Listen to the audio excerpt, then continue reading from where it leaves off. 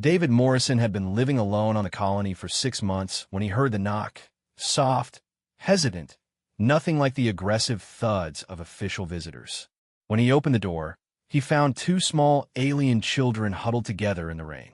They were Cerethian, a species he recognized from the station broadcasts.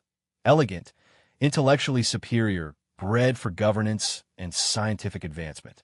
These two looked terrified. "Please," the larger one said, her voice trembling. "We need help. We cannot go home." David's parental instinct overrode caution. He ushered them inside, got them dry, gave them warm food. The smaller twin, they introduced themselves as Kale and Mira, ate like they hadn't consumed anything in days. As they calmed, they began to talk. "We are the offspring of the High Council," Kale explained quietly. "Our genetic line was supposed to be perfect, superior intellect, optimal physical form, destined for leadership. But we are defective," Mira continued, her voice barely above a whisper. "Our intelligence is normal, not exceptional. We cannot process quantum mathematics or access the collective consciousness network. On our world, this makes us worthless." David felt his heart clench. "So you ran. Our parents are going to have us terminated," Kale said matter-of-factly. "It is standard protocol for defective offspring. We heard them discussing it, so we stole a transport and fled. Over the next weeks, something beautiful and unexpected happened. David raised the twin aliens as he would have raised human children. He cooked for them, helped them with their studies, listened to their fears and dreams. He taught them that their worth wasn't measured by their intelligence or genetic perfection, but by who they were as individuals. And the twins learned something revolutionary. They began to understand kindness. On a Cerethian colony, kindness was inefficient. Empathy was a waste of neural resources. But David showed them something different. That caring for others, that sacrifice, that emotional connection was the foundation of a meaningful life. When the High Council finally traced them to David's home, they arrived with military precision. The commander, Kale and Myra's father, entered with cold authority. "Return our property," he commanded. "They're not property," David said calmly, placing himself between the children and the Cerethian officer. "They're people, and they're staying with me." The commander's expression didn't change, but something flickered in his eyes.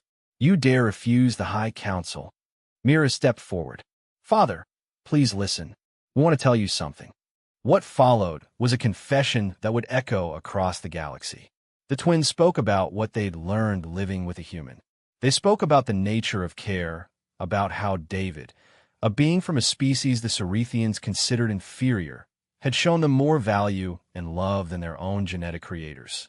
"We were taught that intelligence is everything," Kale said. "That optimization is the only goal. But David taught us something the Cerethian collective never understood.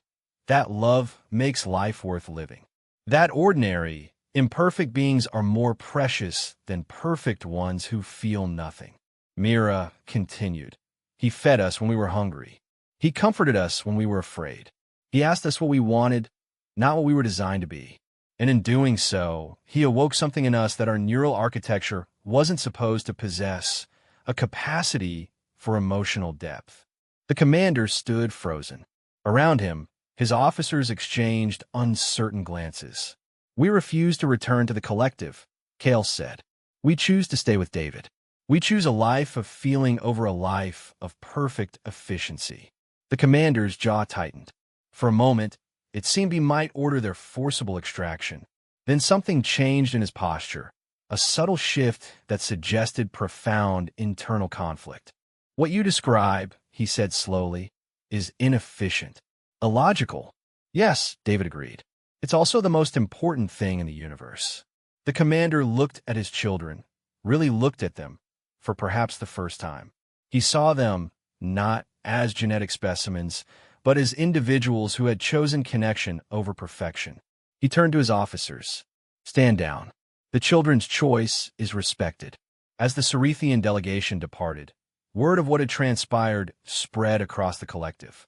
A human single parent had not only sheltered alien refugees, He'd awakened something in an entire species that prided itself on emotional suppression. Within months, the Cerethian High Council was forced to reconsider their protocols. The twins became ambassadors, teaching their people that imperfection paired with compassion was more valuable than flawless isolation. That night, as David tucked Kale and Mira into bed, he realized something profound. Humanity's greatest gift wasn't strength or intellect. It was the capacity to see the worth in others and nurture it, no matter the cost. And sometimes that simple act could change everything.